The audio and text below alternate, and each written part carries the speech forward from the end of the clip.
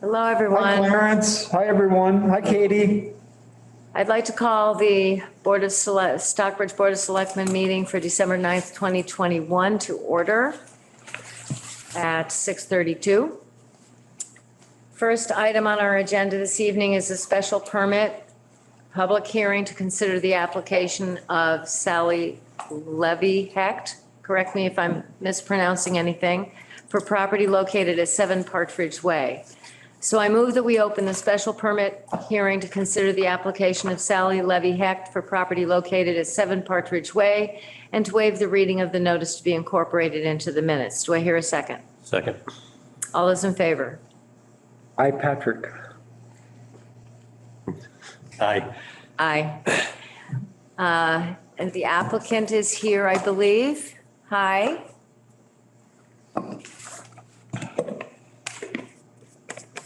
You're Gotta unmute. muted. Good evening. This is Sally Hecht, and my husband Robert Hecht is with me. Hi, Sally. Would you like to present what it is you're planning on doing that requires a special permit? Yes, my husband will enlighten us. We have a cottage that's 1,267 square feet. We would like to add a family room, 16 by 14 feet in the rear of the house, another 224 square feet.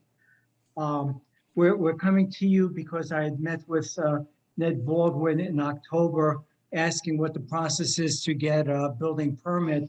And he ran some numbers for us. And he said, it looks like you're a little bit over the requirement, so you should make a presentation before the selectmen. So that's why we're here. I prepared the numbers and the drawings to the best of my ability, just to show you where the addition would be and how it lines up with our property line. And it's just something that we feel we need because we have a growing family. Our daughter and granddaughter will be spending considerable amount of time with us, and we just need the additional space.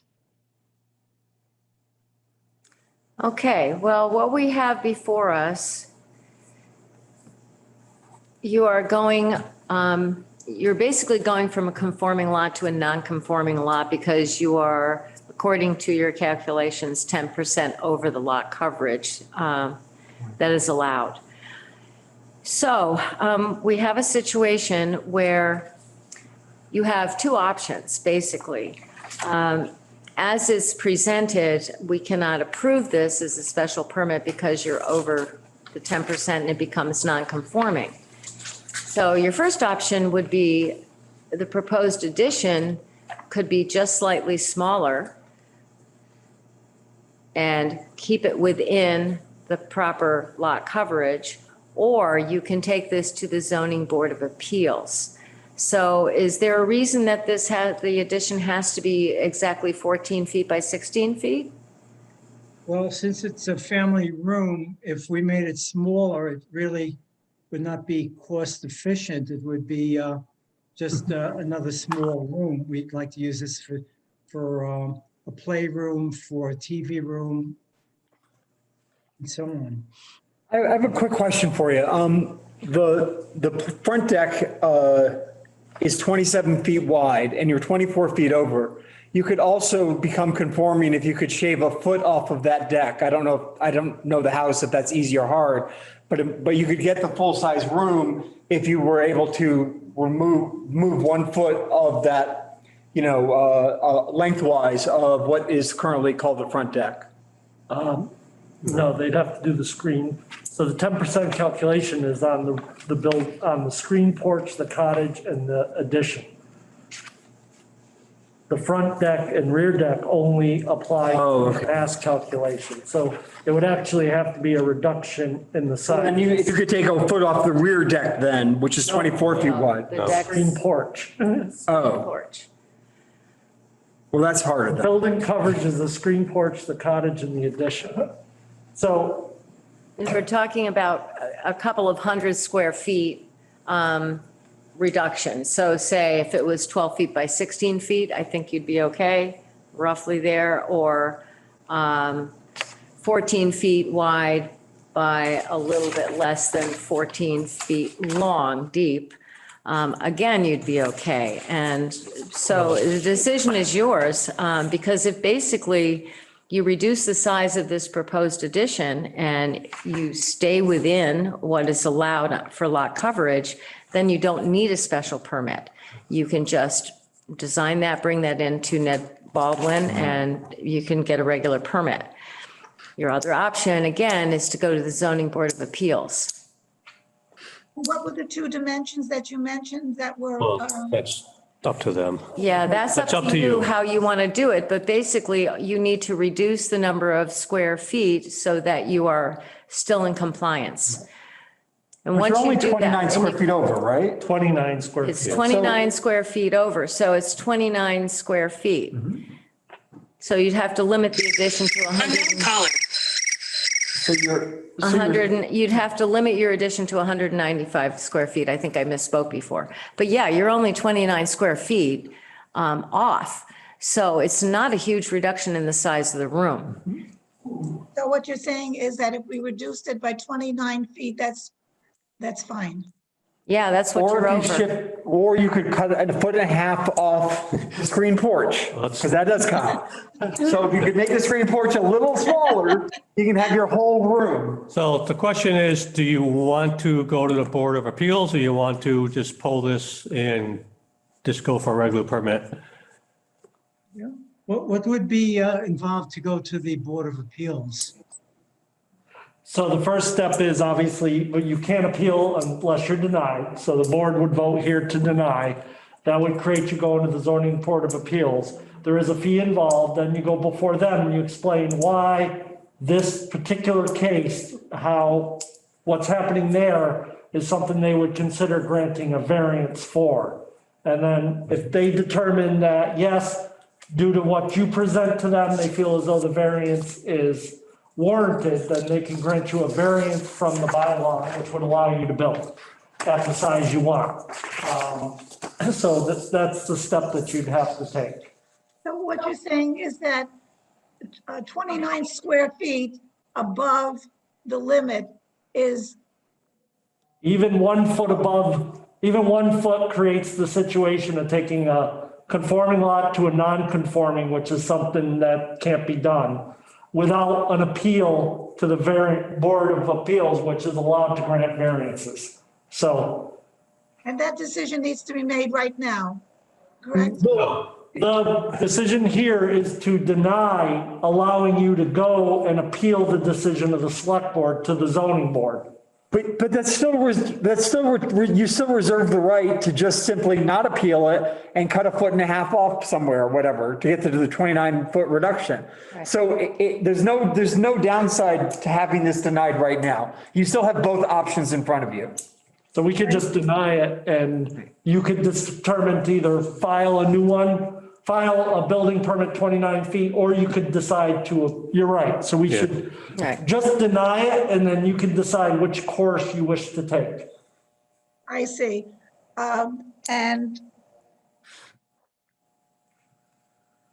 And as I understand it, as you said, 1 foot, 30 feet, same thing. Yeah, Well, I'm just talking about like if it's 29 feet long and you try to shave 1 foot off it, that's 29 square feet, which is how much you need to get. Yeah. However you want to design it. Yeah. yes. It gives you Okay. both options. You're right, Patrick, right. Denial gives them both options. know, yeah. But the taking 29 feet off of the addition, you're saying? Yeah, Right, yeah, No other room, right? right. right. And then you just see the building inspector and there's no special permit involved. I see. Okay. Yeah. Okay. Is there anyone else who'd like to speak in favor or opposition? Okay, hearing none, I move that we close the hearing for deliberation of the board. Second? All those in favor? Aye. Aye. Okay, so I move that we deny the application as presented, since it does represent 29 feet over the maximum lot coverage. Second? All those in favor? Aye. Aye. Aye. Well, thank you. Thank you and Good good luck. luck. Very much. If you wish to know more about how to do the appeal, if you want to contact Teresa on Monday, she can walk you through the process. Okay, we'll do that. Thank you very much. Good night. Thank you. Good night. All right, next on the agenda, MVP program update and information and BSC group. Was that you or is that you, Hi, Patrick? Katie. What? Katie from BSC is here to present to you the information on the MVP program. Okay, I didn't know if Patrick wanted to lead it off. Thank you. No, BSC Group did a fantastic job working with us on both the MVP, grant, the MVP plan, as well as the senior resilient housing effort. And we're going to learn a little bit about both at this presentation, which is right here. Are we going to share that? Can I share my screen and pull it up so that anybody else that's on the phone? All right. Let's see. Okay. Hi, good evening, everybody. My name is Katie Keenan. I am the Director of Climate Resilience Services for BSC Group. And as Patrick mentioned, I worked with Stockbridge through your municipal vulnerability preparedness planning and leading to designation of the town as an MVP community in the state, which opens you up to the opportunity of future grants to address climate resilience. And I'll just mention also listening in tonight is my colleague, Micah Morrison, who's an engineer with BSC and has done work in Stockbridge as well. So just very quickly, the Municipal Vulnerability Preparedness Program is a program through the Executive Office of Energy and Environmental Affairs. It aims to provide financial and technical resources to help municipalities address needs resulting from increased climate risk and to build resilience. A couple of important things. So you can see here the communities in purple are communities that have received MVP designation and additional projects that have followed on since MVP designation. Typically, the program awards about $11 million statewide in planning grants. Last year that doubled, and while we haven't seen what the results will be, or I'm sorry, what the funding amount will be for this coming grant year, which typically gets announced in the spring, we believe it'll probably be at least around that 21 million, if not more. So while the program had been getting quite competitive, and it will continue to be competitive, there's definitely a lot of opportunity and significantly more opportunity recently. There are some core principles. These aren't all of them, but the program is really focused on proactive solutions. So not just addressing the things that we've always seen happen, but looking at what's coming and trying to get ahead of problems with flooding, with heat, with any kind of climate-driven risks and hazards that might affect the community. There's an emphasis on nature-based solutions and working with nature as much as possible, because that tends to provide additional benefits when compared to traditional gray infrastructure.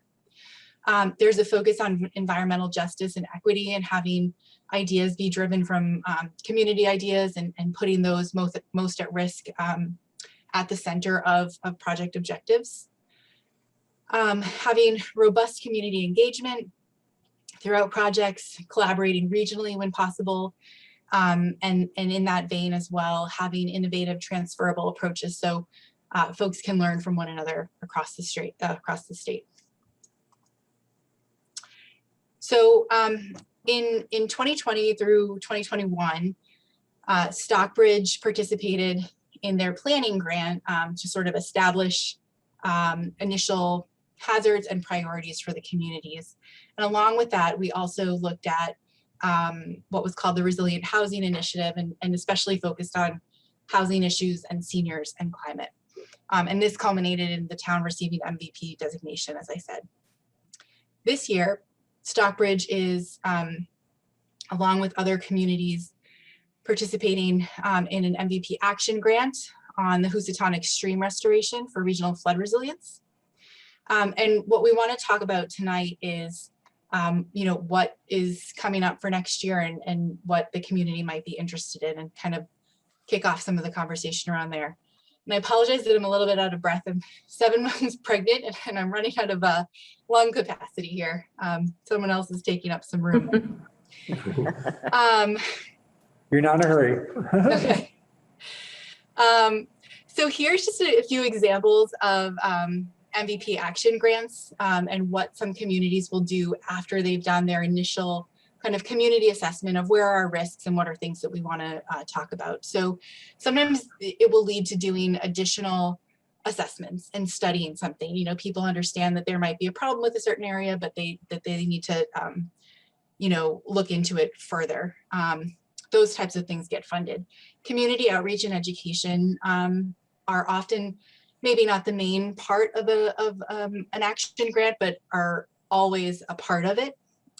Recently, there's been significant work looking at local bylaws and ordinances, design standards, developing action plans, best management practices on, how do we manage and govern taking climate change and future climate risks and resilience into consideration into the things that we've always done.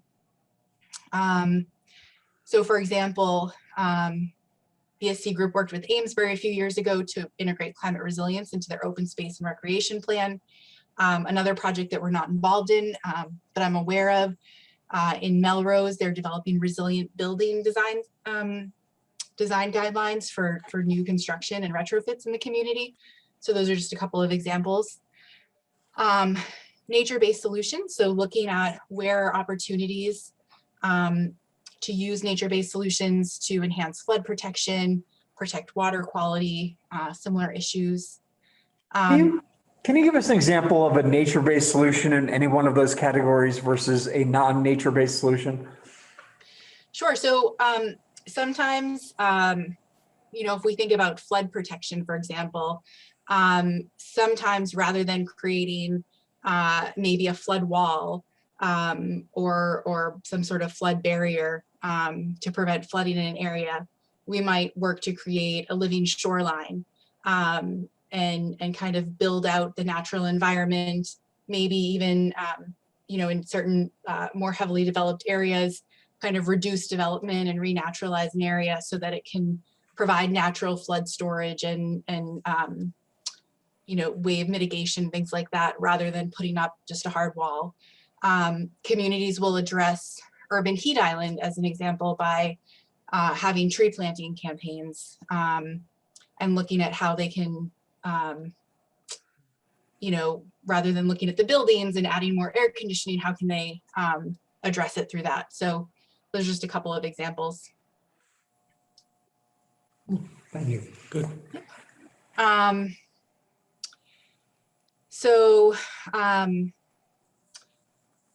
MVP program will fund land acquisition in some cases. So Northampton actually repurchased what was formerly a golf course, and they're sort of renaturalizing the area to provide some flood, some stormwater management and flood protection in the community. And sort of similarly in that vein, sometimes ecological restoration or habitat management, other things that can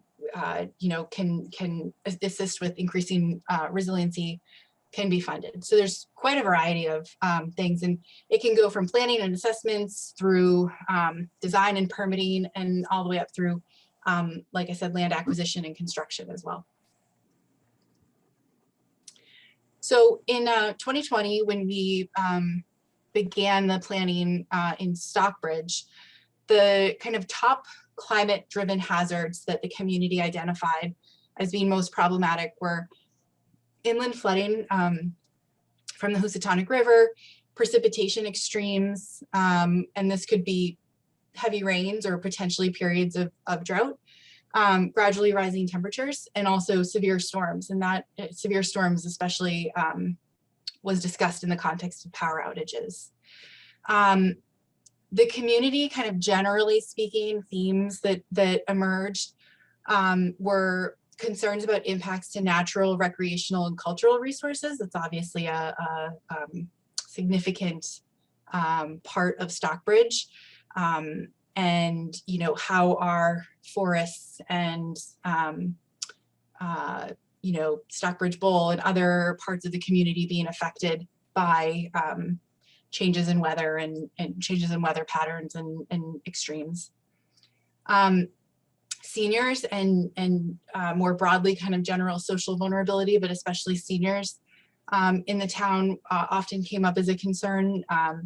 You know, when events happen, access to transportation, to shelters, reliable internet and cell phone service and other things like that were concerning. Some of the development pressure in the community and changing demographics. Stockbridge is actually, it sounds interesting, you know, when disasters happen in other places, people come to Stockbridge, opposed to places where people are moving away from. And then generally infrastructure, so electricity, sewer, culverts, especially around stormwater management, and then you know, governance and land use planning, and how do you incorporate resilience into those aspects of the community. We also, as sort of a supplemental project, there was discussion at the beginning of the project that, you know, Stockbridge has a higher median age than most of the rest of the state. And, you know, with older housing stock, bigger housing stock, people kind of spread out more, that could create some challenges, especially for Stockbridge's seniors. And weather extremes can exacerbate some of the housing challenges, whether it's isolation, power outages, need to do home repairs, et cetera. And that when, you know, housing is affordable and resilient, people are in a better position to kind of weather unexpected challenges and expenses. So for this part of the project, you know, we held a few community focus groups. We conducted a survey. We talked with some area kind of housing experts and others. And some of the issues that emerged, the first was actually not about housing at all, but about essential community services, about medical services, transportation, kind of home repair and home care and plowing and some of those other types of things that people need access to. Also the resilience of the housing stock. So just kind of some of the larger and older housing stock, you know, can be difficult to cool, difficult to heat, difficult to maintain for people as they age. And then also some conversation around having diverse housing for diverse needs. And I'll get into that a little bit more in just a second. So I wanted to go over some of the information that came from the community survey, because there were over 200 responses and the vast majority of them were Stockbridge residents who responded. So, you know, there was some interesting information that came out of this. So, you know, the top concern about weather events was about trees falling on people's homes, and trees actually emerged in both the housing initiative and also kind of the general planning process in the community. Most people who responded, and the majority of these respondents were seniors. We marketed it as wanting to hear from seniors, although some others did respond, but most don't have backup power if they were to lose power. You know, over 40% rely on private wells for drinking water, and they have some concerns about the reliability of those wells. And a third had difficulty finding or scheduling a home maintenance contractor to do kind of regular kind of repairs and maintenance to keep their homes up to you know, in good working order. I also found it interesting when we talked about efficiency and weatherization. About a fifth of respondents found it difficult to maintain kind of an appropriate temperature. So to either cool their home in the summer or heat it in the winter. And not because they couldn't afford it. We asked that question, but because the house is just difficult, either old windows or poor insulation, et cetera. We then asked them just sort of preferences about what they would like. And most people want to remain in Stockbridge. They have, their community networks, the, recreation and cultural and other resources. People felt very strongly about this in the survey and also in the focus groups that we had. But fewer people felt that they would actually be able to do that. Healthcare services, you can see home services and public and affordable transportation were some of the things that people identified as needing to be able to stay in Stockbridge. And we asked them as well, what are some of the things that the community should explore? And some of what came up was the creation of, dedicated senior housing near downtown, so people, wouldn't be quite as isolated, especially if they were no longer driving. They'd be closer to others, closer to community services, and also building more affordable housing. And there's, some nuance around the word affordable housing, because obviously that means something, but I think people, it was less about, Workforce. Yes.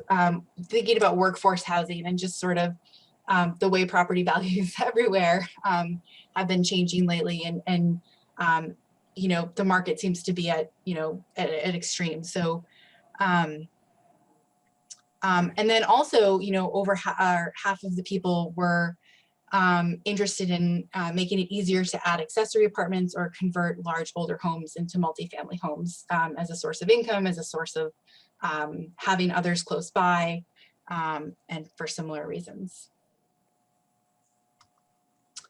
So there is a website that was set up for the project. The link is here that you have. And so you're free to go read both the MVP planning report and also the resilient housing report for all of the details, but I'll just kind of summarize a couple of takeaways and priorities. So from the general climate resilience planning, 3 priorities emerged for sort of environmental, social, and infrastructural. So environmental, there was an interest in studying and identifying some of the unique, rare, endangered natural habitats in Stockbridge and prioritizing these for protection because of the value of natural resources and recreational resources to the community, both economic and also for quality of life for people who live there. For some of the social, there was a lot of conversation about sort of part-time residents and and full-time residents, and maybe as a way of engaging both these groups in the community, looking at public education campaigns that center preservation of natural resources, open space, recreation, as a way to sort of bring people together and talk about shared interests and values. And then as far as infrastructure, electric transmission, reliability and power outages, tree work and other things like that emerged as a priority. On the resilient housing side, there was interest in educating residents on resilient housing. What does it mean and what are available resources? So what are existing resources to help people weatherize their homes, make updates, solar panel rebates, all of those kind of things that might be valuable to them. So not really anything new, but education. Looking at options to help people, especially mobility options to help people age in place, but there are others that are discussed. Completion of a housing production plan. So planning what housing Stockbridge would like to develop over the next, many years in the community, and having a bit of a strategic approach about that. Planning for or somehow incentivizing multi-generational efficient workforce housing. And then also looking at an accessory dwelling unit bylaw and allowing ADUs in all residential districts also came up as a priority there. So we are interested to hear if there's any discussion or thoughts. But what I'll say is MVP action grants will be due sometime in the spring, typically April, May. Right now, the state is accepting expressions of interest, and the benefit of that, if we can get them in like the January, early February timeline, is that they will be able to get feedback from the state on the idea, which gives you a greater chance of it actually being awarded, because they'll be able to identify gaps and help kind of shape the idea before the procurement actually goes out. So what really needs to be happening now is for the community to, if interested in applying for an action grant, pick a project focus now and start to engage partners. If you're going to be working with other communities, community organizations, technical resources, others, and sort of put together a preliminary idea and objective for the project now, so that you're in the best position to submit a successful grant application in the spring. And that's what I have. I have a couple of questions. I don't know. Mine are going to be a few minutes, but so I don't know if you. Oh, go ahead. Okay. When we think about proactive solutions, clearly that, we've got several really, important and rare distinctive habitats here in Stockbridge. We have the only 2 calcareous fens in the state. And we have obviously I believe is the second largest old growth forest that is not owned by the state is here in Stockbridge. And it could be that there's a proactive solution around some kind of combination of that, come up with a plan, because those proactive solutions are very expensive. I wonder a little bit about land acquisition, specifically around Lake Agawam and Campusa Bog, where both significant portions of both are owned by private, private landowners who maybe could be approached, if that's a potential grant, about having the town take over and purchase, those really important systems. I have a quick question I want to, Sure. appropriate for now. This land acquisition, is this only for the types of things you described, or is that applicable to workforce housing and that type of thing? So I think the objective of the land acquisition has to be to further climate resilience. So if it's going to help the town achieve a particular objective, and we can make that case successfully, I think it could potentially be for either. So Okay, we're working on one community that's looking at purchasing parcels to create pocket forests in sort of a dense urban area. So, it can be a variety of purposes. Yep. But it could be housing resiliency purpose, correct?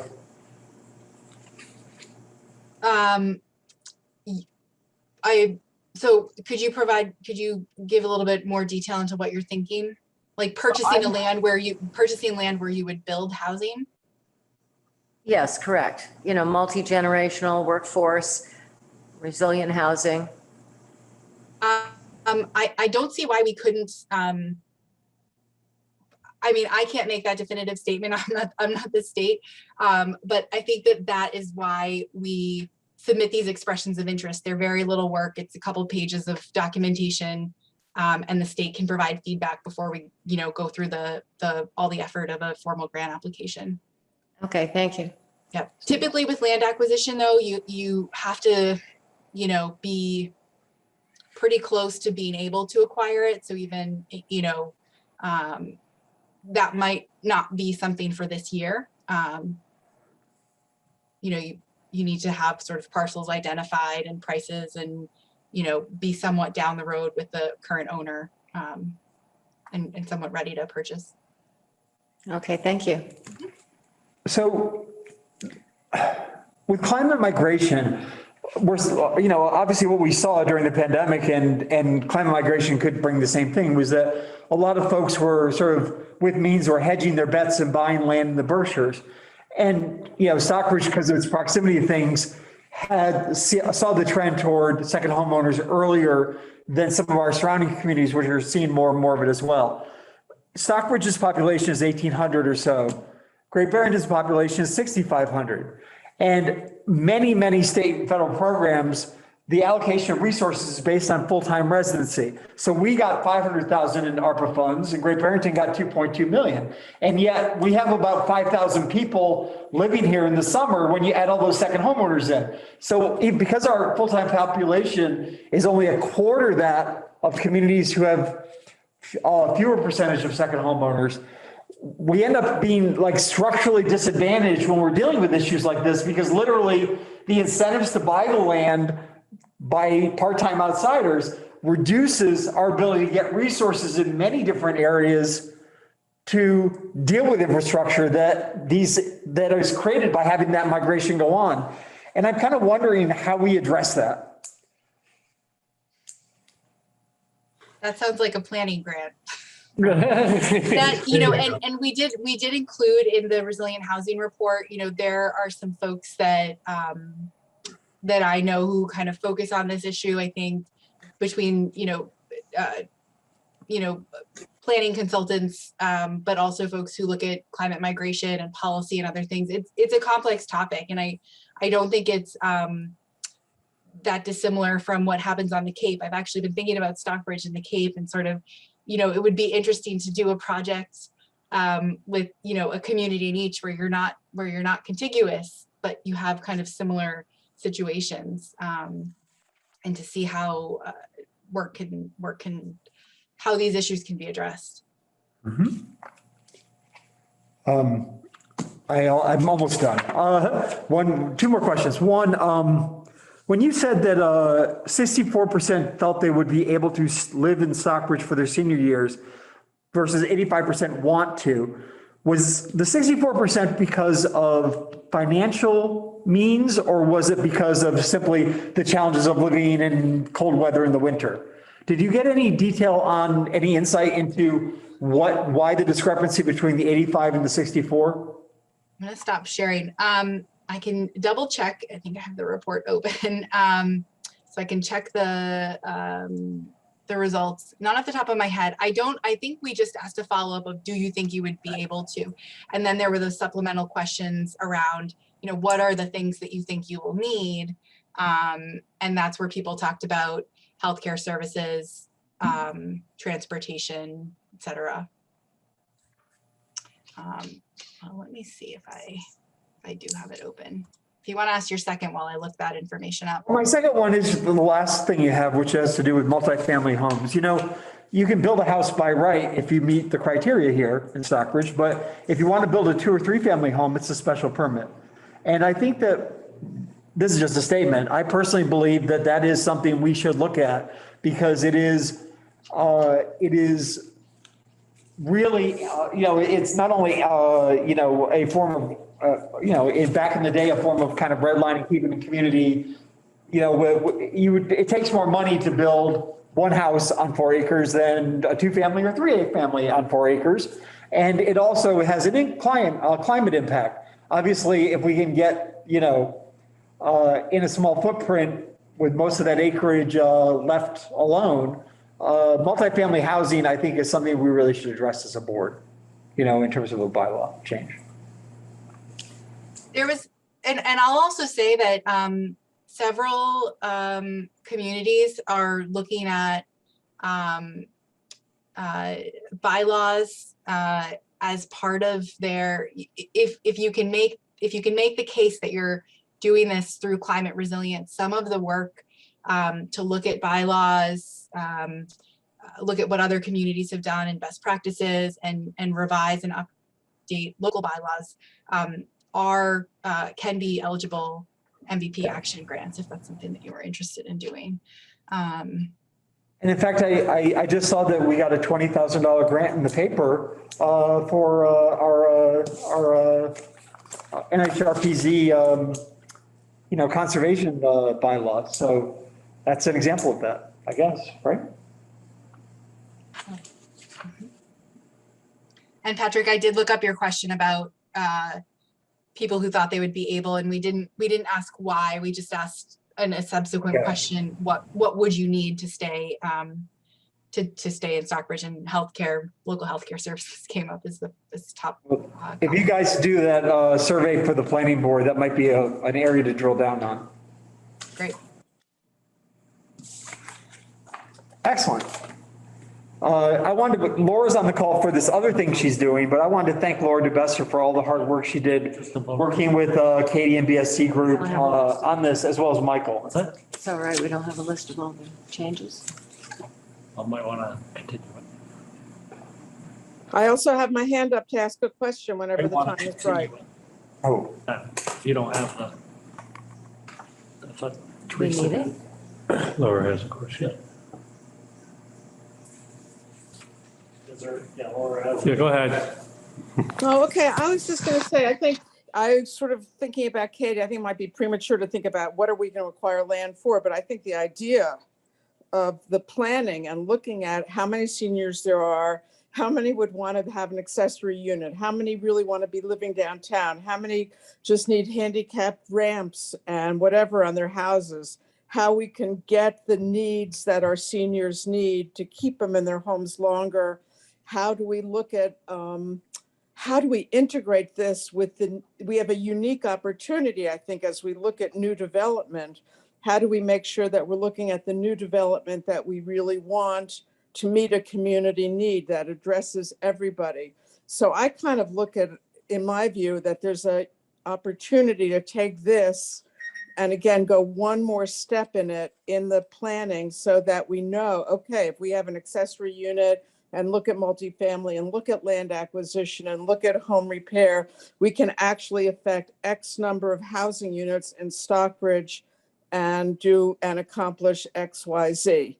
Anyway, that's my current thinking on that. And I think there are lots of other areas, again, on the Stockbridge Bowl and on the Hemlock Forest, where we could work with other communities or look at how we are unique and could take a leadership role in Massachusetts.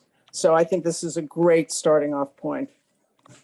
Thanks, Laura. And I would just say also, if there are 2 or 3 ideas, maybe a natural resource and a housing idea, the expression, Stockbridge can submit an expression of interest, multiple expressions of interest and get feedback. And based on that feedback, you might decide that there's, a specific one that you want to move ahead with, at least through this program. The only other thing I would say is, again, looking at what you were saying is, I think ensuring that climate resilience is part of every town department and all the operations in Stockbridge is really key, and to figure out how that can happen and what are the obstacles and how do we bring all the town employees on board. And also, especially when there are opportunities, whether it's the facilities manager or the council on aging, to make sure that candidates can take a lead role in bringing other people and doing and working with the planning board and the employees on this. Thank you, Laura. Yeah, I particularly think that we need to get more information about the needs of the seniors. So I would recommend moving forward with doing another questionnaire and getting a little more focused and detailed information about what their actual needs are. and we just also should bear in mind that these grants have become incredibly competitive.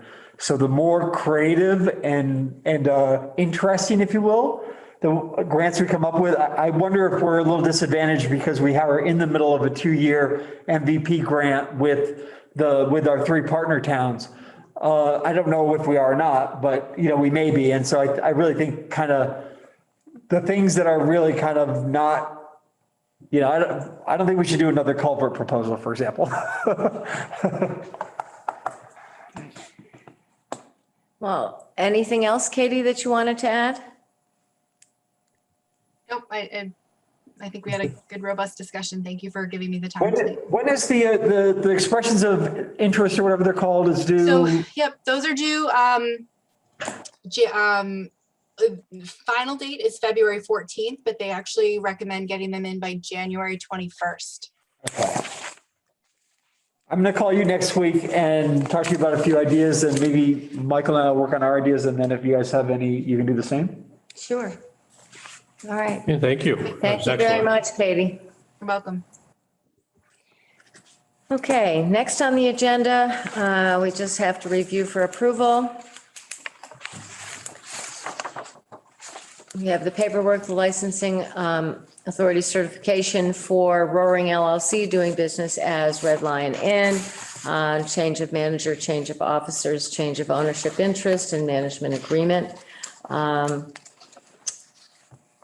So we need to take a vote to approve the application of Roaring LLC, DBA Red Lion Inn for change of manager, change of officers, change of ownership. So I move that we approve. Do I hear a second? Second. All those in favor? Aye. Aye. Aye. Okay. So next on the agenda, take action on meeting minutes of October 14th and November 18th, 2021. Do I hear a motion to approve? Did the changes get made that I'd requested or no? I don't know, because I don't know what changes you reflected. Yeah, I just haven't seen the updated ones. Teresa did not make the changes yet to the 14th. She would have to go back and review the tape. She said that she'd do it for the next meeting if you Okay. want those changes placed in. Yeah, I just thought that it made it Okay. easier to understand. Yes. All right. Well, I'm going to make a motion that we approve the November 18th, 2021 minutes. Do I hear a second? Second. All those in favor? I wasn't there, so I'm going to sustain. Okay, and we'll hold off on October 14th until we can ensure that your changes are in. Thanks. Okay, next on the agenda, opioid distributor settlement and J&J settlement. The town registered online to receive participation forms for the statewide opioid settlements with opioid distributors Cardinal, McKesson, and Amerisource Bergen, and opioid maker Johnson & Johnson. And so we're in a position where we just need to authorize Michael Canales as the town administrator to sign. We may or may not get anything, but It doesn't in any way obligate us, because these seems like all over the country, these settlements are being challenged and the pharmaceutical companies are winning. So if these things are appealed, it doesn't obligate us to pay any money. No, the state is suing, this is a state settlement. These are settlements that are in effect, and the state took the lead on them along with a number of other states. And all this says is that we're participating, and that if the settlement is approved, we basically are waiving our rights to further sue. And it just allows us to be part of the settlement, but we have the only thing that can happen here is we could end up receiving some funds from the opioid. They send them to every community in Massachusetts, and you have to sign them if you want to participate in the state settlement by January 2nd. And why would a community possibly not want to sign up? Don't know. don't, why not? I don't- They made us sign up. That's the They state. can't make you, so they have to have us. No, I'm just saying And that. if we were to be awarded anything, it would probably go through Tri-Town Health. It could end up being, because it has to be specifically addressed, the settlement that the state has reached is where, right, this would go to address opioid issues that have resulted, prevention and other types. So more than likely, money we would get would probably end up going toward Tri-Town Health or something like that. It's also spread, there's like a number being thrown around of like 500 million to the state, but the state would get a percentage, then the communities would get a percentage. And it's paid out over 18 years. So it's, don't even want to get into what it could or couldn't be. It's really, we just sign up and Make a motion, we give Michael permission to sign. I'll second. All those in favor? Aye. Aye. Okay. And last on the agenda, We've talked about purchasing the above-ground streetlights as recommended by the consultant and the streetlight committee, and Laura is here, and Michael does have some information on the cost to do that. So after, and please, Laura, jump in if you don't think I explained anything correctly, but we've done all the exploration with our consultant. We've looked at all the various options, and we petitioned the National Grid for what it would cost us to take over our lights. And they got back to us. It includes two parts. One is the above ground and one is the below ground. The underground can end up really being an issue because you would own everything, including the underground conduit. And it's something that at the point, I spoke to Laura and we spoke about it, that it would probably not be in our best interest to secure the underground, especially around downtown and the rest. It's fairly old.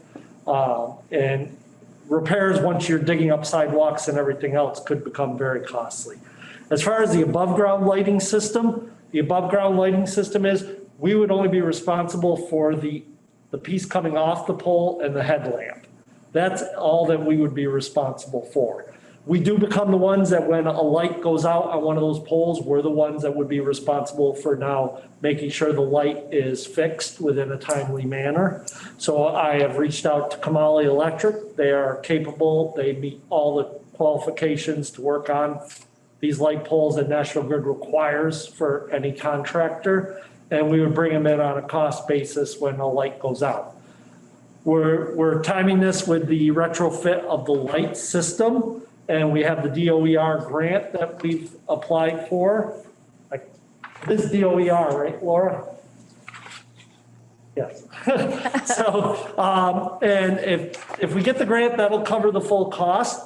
If we don't get the grant, then we'll be presenting to town meeting a request to fund it ourselves, the LED lights. If you remember, even if we have to pay for it ourselves, it has, I believe, I think it's a 2-year payback. It's that quick. Because we're giving 70 to 80% of the costs. So no matter what, in the long run, the town will be saving a significant amount of money, taking on very minimal risk with only doing the above ground lights. And we think that this is the right way to go. The total cost for the above ground is, that was on the sheet. There's a breakout is In the vicinity of 17. $1,700. It's about $17.32. So that would allow us to secure the lighting so we can do the retro. So we're only doing the luminaries? Yes, and if you look, there's the total cost, Patrick, and then the page, at the bottom of page 2 is the total cost to purchase the luminaries and accessories for above ground. And Oh, I that's see what you're on saying. page 3 is the underground, but we are not recommending that the town purchase the underground. I did check with legal counsel. This is a vote of the select board to move ahead with this. So Laura, did I miss anything or anything else you'd like to fill the board in on? No, I think you've covered it really well. I think that this is the direction that lighting is moving in Massachusetts. I think over 100 communities in Massachusetts now own their lights, that because we have actually more control. Right now, if National Grid replaces the lights, over half of them, I think, are incandescent.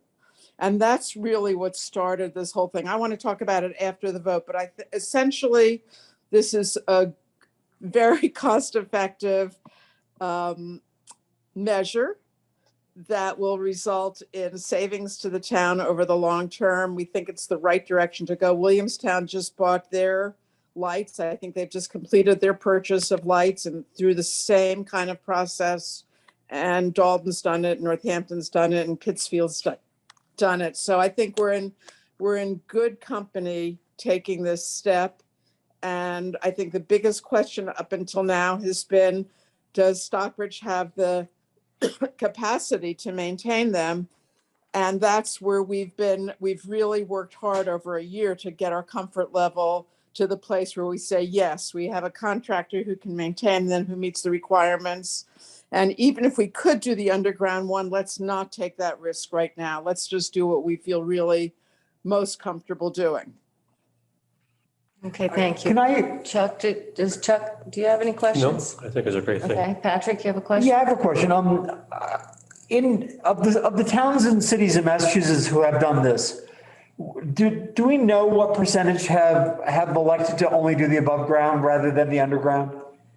I think most towns probably buy all their lights when they do it. I think this is really a more cautious approach to what happens if, and to just saying, it's all around managing risk. And again, if you have something below ground, you have to dig or go out to bid or whatever. And with the above ground, it's just because of the wiring, it's less risk. But I don't think we have that answer. But the below ground would still be maintained by National Grid? Exactly. They would be maintained, and also National Grid could retrofit them with LEDs. So we would save, if and when that happens, we would save on energy costs, but we would still be renting the poles. So we don't save as much money or have quite as much control over exactly how they're retrofitted, but we still get such significant savings from the other ones. And I just want to make a comment. I mean, I totally support going ahead with this, and I want to make a comment afterwards just for a general comment about the whole project. Okay, do we have anyone in the public that would like to speak or comment or ask question? Don't see any. Oh, I think it's just Clarence and Laura. Yeah. Go on. Okay, That's it that we have. all right, well, I move that we, you Let me just ask one more still have question. another question? Are you uncertain that we could manage the underground, or are you certain that it could be a problem? I'm uncertain that we can manage it. So say we had an outage and we have to figure out how to dig up the road, move, No, I understand what the issue is. The reason I'm asking is that the underground is about 25%. And that means that we get 25% less savings, which is a boatload of money over 20 years. Yeah. And it's only $500 to buy the underground stuff. And if you had a path to become comfortable, I would rather we buy everything and take the risk on of $500 rather than, but then again, if you're already convinced that there's no path to you being comfortable, then fine, we'll just. I did not have a path where I felt comfortable myself, and I did express it to Laura and the committee about the underground, especially because we have a lot of issues with our underground. In the last year, we've had Quite a project out here. Yeah. I mean, that would have been That's a tens of massive amount of thousands money. of dollars, which we might not have available. Right. We'd have to be setting specific money aside to do this. We could still get the cost savings, like Laura said, about asking National Grid to bring them when they get the lesser 3,000 Kelvin bulb for LEDs and ask them to retrofit these. So we can still get some savings, not as much off the underground. We'll get the full savings off the above ground, and ultimately we'd be able to get the environmental impact of reducing our carbon footprint across the board. So Also, we're not precluded from buying the underground at a later date. yes, Okay. It's at this point, I think it was really a comfort level with risk assessment and taking it on what Michael felt comfortable doing. And I'm not going to overrule that. I think I would be comfortable if we do take the underground, that at an annual town meeting, we have a certain amount of money put away Right. to handle any situation before we take it over. but I also don't want to, what I brought up is say you have a project and we get a couple blown balls, we have to dig up the sidewalk, it's over 50,000, now I got to go out to bid, now I got to go, there's all types of things that kick in with underground that we don't have as big of a government here, where some communities have an entire street light division, like in two of the cities in the Berkshires have streetlight divisions, so we don't have that here. So we'd be relying on our DPW, myself, and whatever consultant. So like Laura said, at a later date, if anything, these lights are gonna depreciate more. So that cost is not gonna. Right, I'm just saying, like, over 20 years, the savings in electricity is hundreds and hundreds of thousands of dollars. The savings in electricity. Go on. No. I mean, you know the exact number. No, I don't know the exact number. The electricity savings, we can get those electricity savings even if National Grid does the LED. The bigger savings come from actually owning the lights and the wires and everything. But it's really a comfort level because you're taking the risk of that ownership. The point that I think is more important which is really, I'll just go to my second point. This is a change. That when the lights are retrofitted with LED lights, there's going to be a aesthetic visual change. They're going to be night friendly or whatever we want to call them. They're going to be more environmentally friendly, but people are going to see something different. In fact, even with the LEDs, they're probably going to say, wow, the street lights are so bright. Even that we're going to get lights that we can actually adjust to the lights, and they're actually going to be dimmable at night. But because our lights are so old and the way they are, and the fixtures are so old and the way they shine, there's going to be an adjustment factor. And I think, this is my personal opinion, that the downtown lighting people are going to be even more sensitive to. And I would rather, I kind of like the incremental approach of let's do the lights outside of the downtown area and let's own them, because we don't have control over the lights that with our consultant we've designed. We have much more control over the lumen output and the dimmability and the adjustability and all of those things than we do if National Grid does it. But I think that doing something, I'm sort of an incrementalist anyway, so we're not precluded from doing something downtown, but people can adjust to this before we've done anything with the downtown lighting. I think that's fine for now. I'm not disagreeing about the money savings. Money savings are there. The consultant would love it if we bought all the lights but I think there are issues, not just the cost of repair, but also like what Michael was saying, it's like his time as well. Like, who's going to do this and how often is it going to be done, and what's the reaction? And this is already going to be a significant change. We know people don't like change. So that's the only thought I had. I have a question now. So are we talking about purchasing the above ground lights just for outside of downtown, or are we talking about Above ground lights. So In it depends town, on how. across the board? When we refer to above Yes. ground lights, what we're referring to is any lights that the electricity running to the light is on a pole. Any underground is where the power is. know the actually difference comes through between the power. underground and the So, above ground? Right. But Laura just So we made a have lights comment below about ground? downtown versus outside of the center of town. We are talking about the purchase. Predominantly, almost all of our underground is in the downtown. I'm not talking about underground, I'm talking about above ground. Right. And the proposal is to purchase all the above ground streetlights Yep. in the town of Stockbridge. Yep. Correct, okay. All right, sorry. To clarify that. Yep, and I will say that even with the savings, we're looking at like $21,000 in savings. We're gonna get 70% of that. So, anyway, so the 30% we don't get on the thing is but you could have a repair. If you had to rip up a section of road, you could easily, especially underground, see a lot of those savings go away on a large project if you had to. The above ground, we're not responsible for the pole. We're only responsible for the fixture coming off the pole and the head. That's where I said the above ground has minimal risk involved. Okay, no, I'm convinced. Well, and my big concern is the administrative cost of that, because we do, as Mike pointed out pretty eloquently, we have a limited staff in town hall. We do not have a large staff here, and that can is an enormous, Sure. consumption of time when you have a major problem with your lighting underground. I just remember in one of the meetings that there was a statistic about how rare the failure of underground was, and not to say that. No, actually, that's the failure of the LED fixture. The underground, we've had 3 failures this year on our underground Right. here, so. Dug up Main Yeah. Street Yeah, recently. no, I know. And they run in separate conduits, so Right. it's the failure rate of the LED bulbs is only 1 to 2 per, so once it's up, it's a very minimal cost, especially above. Anyway, I agree. You guys have All convinced. right. Okay. So speaking of, okay, I'm sorry, I'll ask after we vote.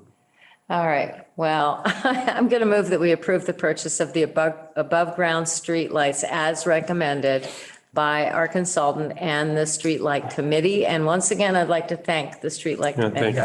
And I want to. And do I have a second? By name. Oh, second, okay, sure. Second. All those in favor? Aye. All right. Aye.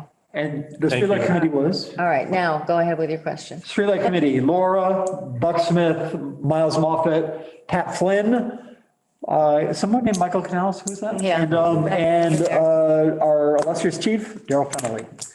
So I want to thank everyone, just, Thank you. said you had a serving. question? I second that. It's a really, really thoughtful, good committee. So we can appoint you for other things now, right? Yeah, Right. exactly. Are you Give it up afraid? some Now time. you're in. I think we should figure out how we build senior housing. Yes, I'm just wondering, speaking of lights, is one of these failures the reason why it's so dark in this Keg parking lot out here? Because it's like nearly black when I pulled in Oh, tonight. yeah, we got a couple. We have lights 2 out here. lights out, we're working on it. Yep. Okay. So working on it soon? I'm just, Yeah, I brought it up in the last okay, meeting. yeah, I know you did. I just, They're- yeah. they're pursuing it. Okay. It's just getting darker so late. Last week it was late till 8, and so I didn't really notice. Yeah. Okay. Okay.